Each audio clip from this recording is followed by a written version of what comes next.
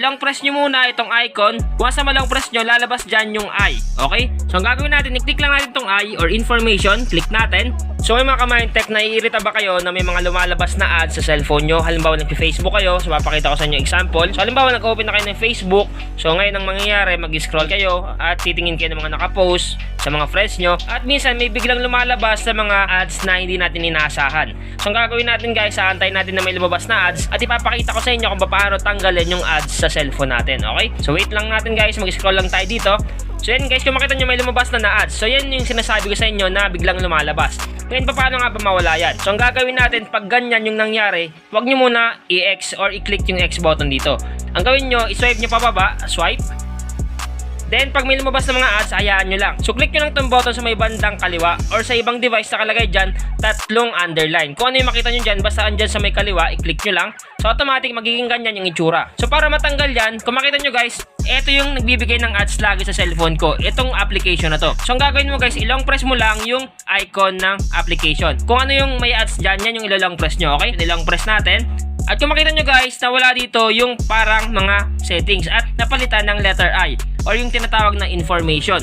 So ang gagawin natin, i-click lang natin tong I dito. Tandaan nyo guys ha, ilong press nyo muna itong icon. Once na malong press nyo, lalabas dyan yung I. Okay? So ang gagawin natin, i-click lang natin tong I or information. Click natin. Once na maklik nyo na yung I, ito na yung makikita nyo. So ito yung application na nagbibigay lagi ng ads sa cellphone ko. Kumbaga, ito yung application na kahit nag-Facebook ka lang, naglalaro ka ng mga online games, nagbubukas ka ng application na iba, automatic magbibigay siya lagi ng ads. So nakakairita yun pag ganun. Kaya tatanggalin natin yan. So para matanggal yan, i-uninstall muna natin. Pero bago tayo guys mag-uninstall, kailangan muna natin i-clear yung storage niya para hindi na siya makabalik dito sa ating phone. So ang gagawin lang natin, i-click lang natin itong storage and cache. Sa ibang device nakalagay storage lang. So ang gagawin natin, click lang natin to. Once na maklik na natin yan, dapat i-clear data natin or i-clear storage. So sa akin nakalagay, clear storage. Pero sa ibang device nakalagay, clear data. So kung ano yung makita nyo, same lang yan. So click lang natin itong clear storage or clear data. Click natin. Then lalabas yan, delete app data. So ang gagawin natin, click lang natin itong OK dito. Click OK. Once na matapos na tayo mag-clear data or clear storage, ang susunod natin gagawin is mag-uninstall na tayo. So yan mga ka-Mindtech, yung proper way para mag-uninstall ng application. Dapat i-clear storage muna natin or clear data bago natin i-uninstall. So ang gagawin natin, i-uninstall na natin. So para ma-uninstall, back lang natin siya. Click lang natin itong uninstall dito. Click natin.